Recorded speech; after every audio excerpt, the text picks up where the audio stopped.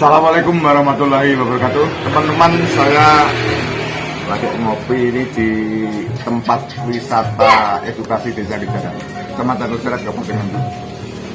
Kedatangan tempat dari Nganjuk. Dari mana Mas? Dari Nganjuk. Dari Nganjuk ya. Situasinya gimana Mas?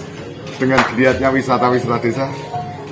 Wah, orang Nganjuk sudah mulai kreatif, bagus. Ya, mudah-mudahan wisata ini bisa berkembang kalau pemerintah daerah juga Ya harus apa ya, mensupport mensupport dengan berbagai cara ya dan sarana, ya. termasuk Apa? pendanaan juga. Pendanaan ya. Karena memang Nganjuk ini menurut dengan wisata Nganjuk ini dibanding kabupaten lain berapa? Wah, capek deh. Sampai deh. Capek. Ya, tapi alhamdulillah sekarang sudah banyak progresnya, mudah-mudahan ke depan. Ya sekarang kan muncul wisata-wisata kecil karena kan mulai ada kreativitas dari masyarakat desa untuk meramaikan desanya masing-masing supaya ada income dari luar. Karena memang seruan dari Kemendes namanya inovasi desa ya.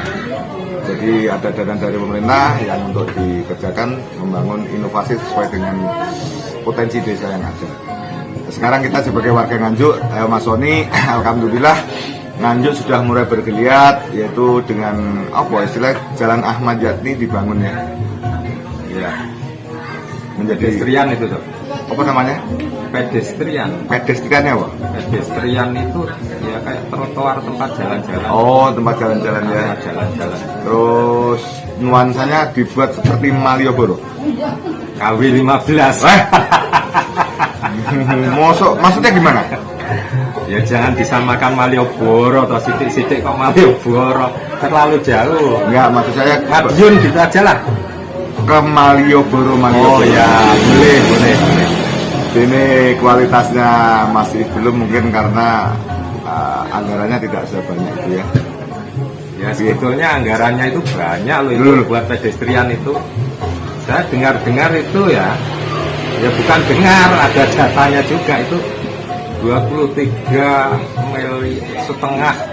berapa 23,5 miliar. Itu terus lelangan kena 23,100 berapa gitu. Itu miliar loh. Antara dana dan barangnya ada keseimbangan, balan tidak? Sama sekali. Sama sekali. Oh iya. Ya sudah lah. Tapi ternyata memang 23,5 miliar itu banyak loh. Itu banyak di media sosial lumayan menjadi polemik ya. Iya. Ya mudah-mudahan tidak benar lah ya, mudah-mudahan ya. Pekerjaan yang belum selesai ini mudah-mudahan dikerjakan lebih baik ya. Banyak yang roboh, yang pecah gitu. Tapi ini sudah serah terima loh ini. Sudah serah belum? Sudah serah terima. Kan S1 perawatan. Oh, perawatan. Ya biar merawat terus nanti. Oke. Ya sudah. Yang penting Nganjuk lebih baik. Sekarang lampunya warna-warni, kelap-kelip ke Malioboro-Malioboroan ya. Walaupun namanya di sana banyak polemik. Ya mudah-mudahan polemik itu nanti bisa segera reda ya. Selanjutnya kan setelah ini kemarin saya ada tulisan jalur-jalur dirubah. Nganjuk berarti jalur-jalurnya sudah tidak bebas seperti dulu ya. Ini pendapat Anda seperti apa sebagai orang Nganjuk asli? Tapi kan belum diterapkan. Tapi nanti kan diterapkan. Nggak tahu ya. Jadi apa enggak? Dulu. Soalnya banyak petisi loh ini. Masa? Iya. Maksudnya petisi seperti apa? Jadi seperti di kampung saya ya. Karena saya ya yang terdampak langsung. Kampungnya di kota ya? Ya jelas. Wes gini aja. Jadi gini. Jadi satu RW ya. Jadi saya itu bikin petisi menolak kalau jalan-jalan di rumahnya itu dibuat satu arah. Karena itu kampung. Jadi kalau mau rapat RT nggak mau ribet-ribet, kalau acara tetangga nggak mau ribet-ribet muter-muter itu. Enggak. Yang tetangga kan tak pikir yang dirubah itu yang hanya jalan-jalan aspal besar. sampai ke kampung-kampung. Kampung gang sebelah saya itu Gang Lombok ya. Sekarang Diponegoro berapa itu? Itu satu arah. Dari arah utara Diponegoro langsung lurus sampai Mungisidi, tapi tidak boleh balik ke Diponegoro lagi. Berarti artinya mestinya simple menjadi ruwet. Ya. Kedua, sekarang keuntungan lagi dengan adanya dibangun ini, otomatis perjalanan yang mestinya 10 menit menjadi 2 kali dan bisa lebih ya. 2 kali ya. 2 kali ya. Apakah perubahan alur jalan ini sudah mendesak dengan Nganjuk? Ya jelas tidak. Loh, kok tidak? Nganjuk kan tidak darurat macet. Mungkin 5 tahun mendatang? Ya, nggak tahu 5 tahun kan baru diterapkan nggak apa-apa kalau memang benar-benar macet. Tapi kalau nggak macet, kenapa harus dibikin gitu? Oh, gitu. Itu dampaknya nggak baik loh itu. Jadi- Karena gini loh, katanya Nganjuk itu pengen menarik orang luar kota supaya masuk ke Nganjuk. Tapi kalau jalannya begitu kan mana mau orang luar kota masuk kota Nganjuk. Kalau malah semakin tidak mau ya? Nggak mau, Ribet. muter ribet, nggak tahu jalurnya, mau ke sini nggak bisa gini. Akhirnya nggak tahu nanti kalau melanggar jalan nggak merasa wah capek itu. Sebenarnya tujuannya apa sih untuk jalan dibuat seperti itu? Tujuan untuk Konsepnya dulu saya dengar loh ya. Ini hanya dengar. Itu Ken. Kawasan ekonomi Nganjuk. Jadi supaya perekonomian tidak terpusat di area Ayani supaya menyebar. Gitu. Jadi yang dulu jalan-jalan yang jarang dilewati sekarang wajib dilewati. Yang dulu usaha misalkan itu Jalan Imam Bonjol, Payaman itu ya, yang dulu jarang dilewati sekarang wajib dilewati, dan itu supaya ada pembeli yang usaha-usaha di situ. Apakah orang lewat dijamin pembeli?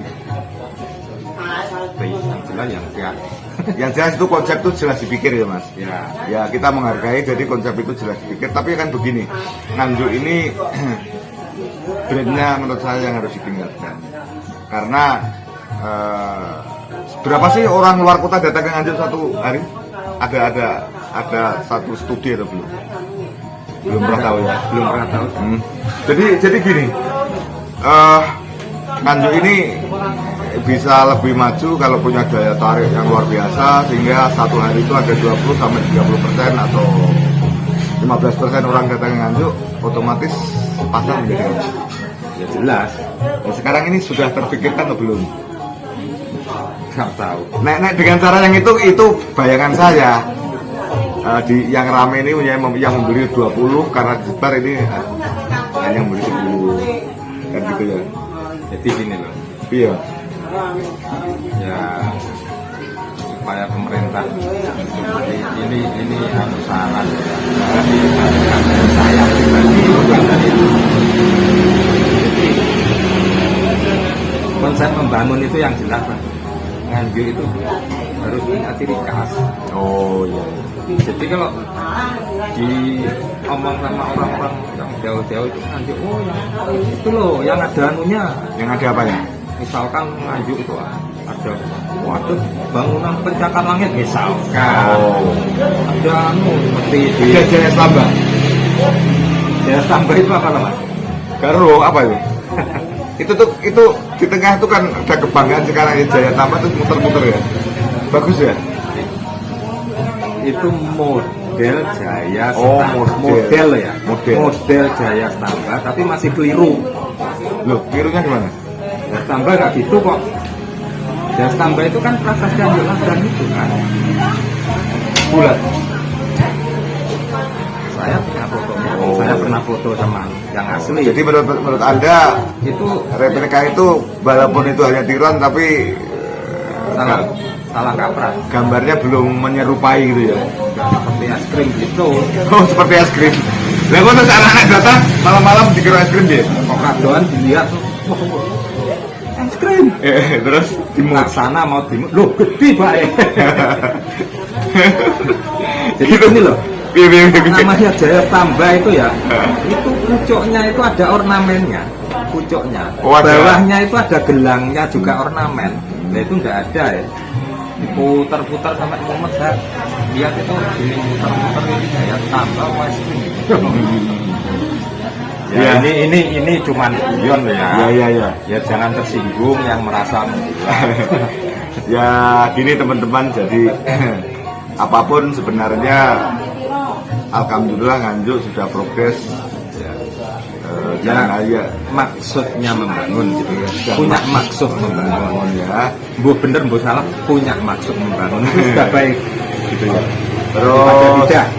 dari Ayani sudah dibangun ke Malioboro-an sudah, yang katanya juga kadang-kadang lampunya kemasukan dari air ya. Terus perubahan jalan yang jelas pasti ada plus dan minusnya ya. Plusnya suatu saat naik Nganjuk kuwi ruame tidak macet, tapi minusnya sekarang banyak petisi ya. Karena ternyata sampai jalur-jalur yang Kecil-kecil itu loh dibuat satu arah. Kenapa harus gitu? ya mudah-mudahan masukan-masukan dari warga itu bukan harga mati, menjadi direvisi ya. Atau mungkin Tapi sudah terlanjur rambu-rambunya dipasang. Tapi ya. kok masih diterobos? Padahal udah dibuka loh rambunya. Iya banyak yang buka terang. Kemarin saya sebenarnya membuat video misalnya perubahannya tidak secara frontal, secara bertahap, sehingga tidak kaget ya. Karena menurut saya jelas waktu juga menjadi lama, kemudian BBM juga menjadi Efektif. efektif. Tidak efektif. Ya. Jadi kalau kita mau menjangkau mana-mana itu Muter-muter ya. sampai mumet, nah baru kita sampai. Atau mungkin nanti setelah sambil dievaluasi mungkin ya. Mudah-mudahan ya. Ya mudah-mudahan nggak jadi. Oh benar-benar nggak jadi juga tuh. Jadi. Yuk dievaluasi. Soalnya yang dirugikan masyarakat kampung-kampung itu sekitarnya itu dirugikan, bukan malah enak, Malah ribet. malah ribet. Oh. Kita bertetangga mau ke arah tetangga kira-kira berapa nggak boleh kita. Misalkan di Munjiti kita mau ke tetangga barat rumah nggak boleh. Kita naik motor 50 meter aja nggak boleh. Pasar sepeda itu saya minum juga gitu minum. Ya teman-teman, itulah pendapat salah satu masyarakat yang kebetulan kena dampak itu, Mas Sony Kewe. Mudah-mudahan pendapat ini menjadi satu masukan, menjadi satu masukan yang bisa menjadi pertimbangan ya. Entah Ya, harus nanti dipertimbangkan. harus dipertimbangkan ya, Karena saya nggak setuju, banyak yang nggak setuju, orang kampung saya, kampung umat juga nggak setuju. karena progres apapun kan demi kemaslahatan umat. Ya pembangunan itu yang menguntungkan, ya, bukan menyusahkan. Itu namanya bukan membangun, malah merusak. Oke Mas Sony, biar tidak kepanjangan videonya ya. Ya. Mungkin suatu saat kita bincang-bincang lagi dengan tema yang lain ya. Yang penting tujuan kita positif demi untuk Nganjuk tercinta ini ya. Ya. Itu terima kasih kita bincang-bincang. Teman-teman dan sahabat siapapun yang mendengarkan video ini, kalau ada hal yang kurang berkenan mohon maaf. Tidak ada tujuan lain kecuali kita tujuan positif untuk memberikan masukan-masukan ke Nganjuk ya. Yang berkompeten. Demikian, sampai di sini dulu. Wassalamualaikum warahmatullahi wabarakatuh. Terima kasih.